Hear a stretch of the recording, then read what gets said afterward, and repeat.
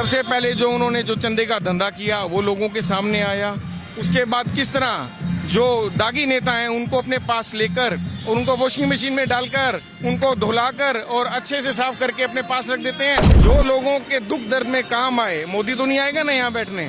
हमें हमारे शहर में कोई काम होगा, कोई हमें किसी की ग्रांट लेनी है, किसी का कार्य कराना है, सोशल वर्क कराना है, तो क्या मोदी के पास जाएंगे? और जो हमारे अशोक तंवर जी हैं वो औंधे मुंह गिरकर वापस किसी और पार्टी में बदलने जाने की सोचेंगे। जेपी जी को हिसार से टिकट मिली, रंजीत चौटाला जी वापस सिरसा आएंगे, आप देख लेना। कहा उन्होंने दिल्ली जाने की सोची थी, वो आने वाले समय में आप देख लेना 4 जून को खाली कोठी में बैठे आपको नजर आएंगे। तो आपका दा हैंड में स्वागत है।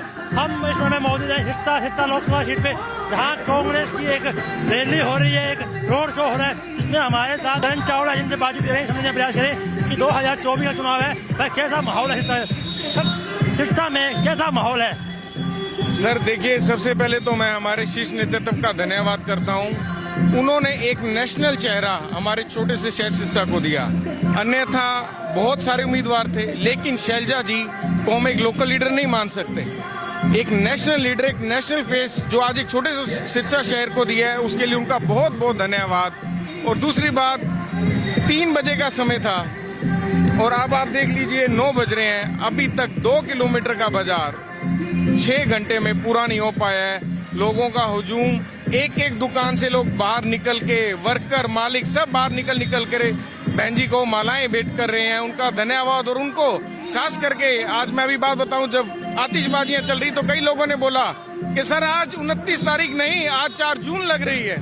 सर कैसी टक्कर होने वाली है डॉक्टर अशोक तंवर और शैलजा कुमार के बीच में? टक्कर ना पहले थी ना अब है। जब प्रत्याशी नहीं घोषित हुए थे तब भी आमजन की जुबान पर यह था बहन कुमारी शैलजा जी आएंगी और ये हार जाएंगे। ये चुनाव है ना, ये मोदी के नाम पे लड़ा जा रहा है, आपको पता होगा कि मोदी कहते हैं 400 पार। देखिए तो मोदी का नाम जो आज से, हम नहीं कहते नाम बहुत है, लेकिन जो आज से 2-3 महीने पहले जो उनकी प्रसिद्धि थी, आज वो बिल्कुल डाउन जा चुकी है। सबसे पहले जो उन्होंने जो चंदे का धंधा किया वो लोगों के सामने आया। उसके बाद किस तरह जो दागी नेता हैं उनको अपने पास लेकर और उनको वॉशिंग मशीन में डालकर उनको धुलाकर और अच्छे से साफ करके अपने पास रख देते हैं। जो ओपोजिशन में है वो करप्ट है और जो उनके पास आ गया वो निर्दोष हो जाता है, उसके ऊपर कोई इल्जाम नहीं देता। खास तौर पे बात करें हमारे ही देख लीजिए कुरुक्षेत्र में नवीन जिंदल जी की, उनके ऊपर गोल घटाला। आज आपको कई सारी इस तरह के इंटरव्यूज मोदी जी के मिल जाएंगे, अमित शाह जी के मिल जाएंगे, जिसमें नवीन जिंदल जी पे वो बहुत सारे इल्जाम लगाते आ रहे थे। लेकिन जिस दिन टिकट की घोषणा होती है उससे एक दिन पहले उनको उसी दिन उनको अपनी पार्टी में लेके आते हैं और उनको पार्लियामेंट की टिकट दी जाती है। तो ये साफ दर्शाता है, लोगों को सब समझ आ गई है, ये अब ये नहीं चलने वाला है। जो लोगों के दुख दर्द में काम आए, मोदी तो नहीं आएगा ना यहाँ बैठने। हमें हमारे शहर में कोई काम होगा, कोई हमें किसी की ग्रांट लेनी है, किसी का कार्य कराना है, सोशल वर्क कराना है, तो क्या मोदी के पास जाएंगे? लेकिन अब जो शैलजा जी यहाँ आई हैं वो एक आम जन के साथ जुड़ी हुई लेडी हैं। उनका इतिहास भी पुराना अगर हम देखें सिरसा से जुड़ा रहा है और आने वाले समय में जो उनकी जीत होगी वो निश्चित तौर पर लाखों से शुरू होगी। और जो हमारे अशोक तंवर जी हैं वो औंधे मुंह गिरकर वापस किसी और पार्टी में बदलने जाने की सोचेंगे। तो पहले तो MP सांसद सिरसा थे तो भारतीय जनता पार्टी के, वह कुछ अच्छे मार्जिन से यहाँ जीते गई थी सुनीता दुग्गल, उन्होंने कुछ काम किए थे या नहीं किए? देखिए उनकी हिस्ट्री का नहीं पता था ना, इनकी हिस्ट्री का पता है। ये पुराने हैं, शहर से जुड़े हुए हैं, लोगों को जानते हैं, लोगों के काम आते रही हैं। इस वजह से ही इनको सिरसा में उतारा गया। अन्यथा सिरसा में नेशनल लीडर को तो पूरे हिंदुस्तान में कहीं भी 500 से ऊपर सीटें कहीं भी उतार सकते थे, लेकिन इनको सिरसा में उतारने का मकसद सिर्फ और सिर्फ ये था भी ये सिरसा से जुड़े हुए चेहरे थे। और नेता का सबसे मेन पर्पज यही होता है और होना चाहिए भी जो आम पब्लिक है उनके साथ रहे, उनके काम आए, उनके दुख सुख में जाए। जो नहीं जाता वो सुनीता दुग्गल जैसे जो हम देखे थे वो नहीं जाते तो वो खुद ही चले गए।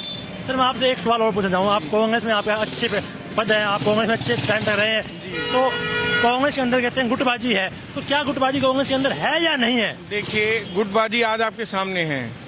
यहाँ पे वीरभान मेहता जी भी हैं, राजकुमार शर्मा जी भी हैं, अमीर चावला जी भी हैं, नवीन केडिया जी भी हैं। 4 मेन लीडर हम मानते हैं, चारों के चारों एक जिप्सी पे साथ चढ़े हुए हैं, शैलजा जी के लिए वोट मांग रहे हैं। तो गुटबाजी कहाँ से होगी?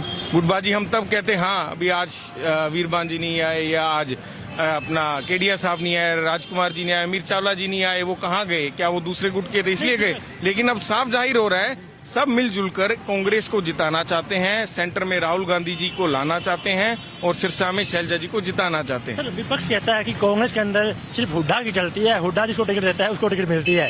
देखो, जो शीर्ष नेता होते हैं, चलती सबकी है, सबकी चली चाहिए। शैलजा जी सिरसा से लड़ना चाहते तो सिरसा से उनको टिकट मिली। हुड्डा साहब खुद नहीं लड़ना चाहते तो उन्होंने नहीं ली।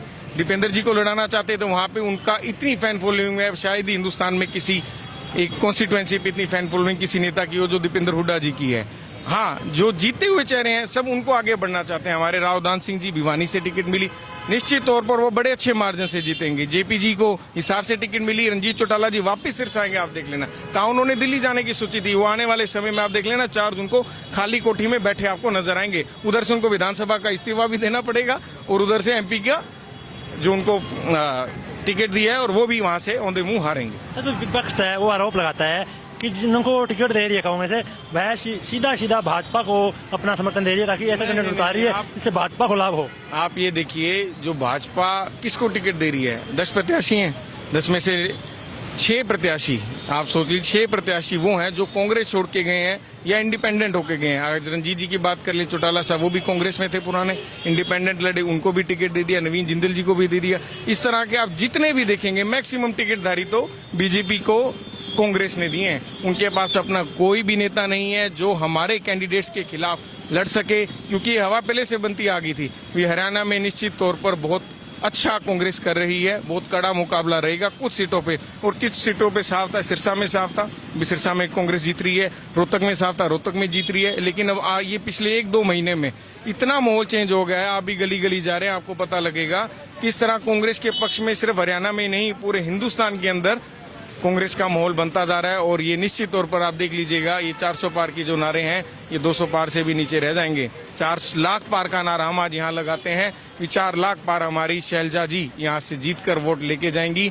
अगर 70-75 से भी ऊपर जाती है तो मार्जिन वोटिंग जो है 75% से भी ऊपर हमारे सिरसा में जाती है तो आप देख लीजिएगा मार्जिन 4 लाख से भी ऊपर जाएगा। हरियाणा 10 सीटों में है, कांग्रेस को कितनी सीट आ सकती है?